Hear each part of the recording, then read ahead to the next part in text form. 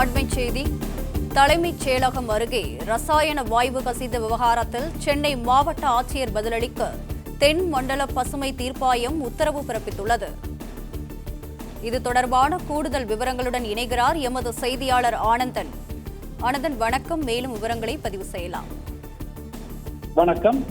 சென்னை காமராஜர் சாலை மற்றும் தலைமைச் செயலகத்திற்கு எதிரே உள்ள வாகன நிறுத்தம் உள்ளிட்ட பகுதிகளில் கடந்த 2ஆம் தேதி மதியம் 12:15 மணி அளவில் திடீரென வெள்ளை நிற புகை சூழ்ந்தது. இதனால் தலைமைச் செயலகம், ரிசர்வ் வங்கி மற்றும் சென்னை உயர்நீதிமன்றம் மற்றும் அதனை சுற்றியுள்ள பகுதிகளில் பொதுமக்கள் மிகுந்த பாதிப்புக்குள்ளான இருமல், கண் எரிச்சல் போன்ற சுவாச கோளாறு உள்ளிட்ட பாதிப்புகள் ஏற்பட்டதாக தெரிகிறது. இதனையடுத்து சென்னை துறைமுக வளாகத்தில் குத்தப்பட்டிருந்த கந்தகம் கோடை வெப்பம் காரணமாக வேதியியல் மாற்றம் அடைந்து தீப்பிடித்ததா அல்லது அன்றாட கண்டெய்னர் ஒன்றில் ஏற்பட்ட கசிவு காரணமாக இந்த நச்சு வாயு காற்றில் பரவுவதா என தெரிய வந்தது.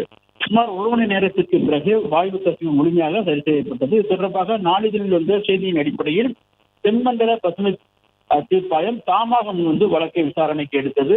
இந்த வழக்கை விசாரித்த நீதித்துறை உறுப்பினர் புஷ்பா சத்யநாராயணா மற்றும் தொழில்நுட்ப உறுப்பினர்கள் அடங்கிய அமர்வு இந்த சம்பவம் தொடர்பாக தமிழ்நாடு மாசு கட்டுப்பாட்டு வாரியம், சென்னை துறைமுகம், சென்னை மாவட்ட ஆட்சியர் உள்ளிட்டோர் விளக்கமளிக்க உத்தரவிட்டு விசாரணையை 4 வாரங்களுக்கு தள்ளி வைத்துள்ளனர்.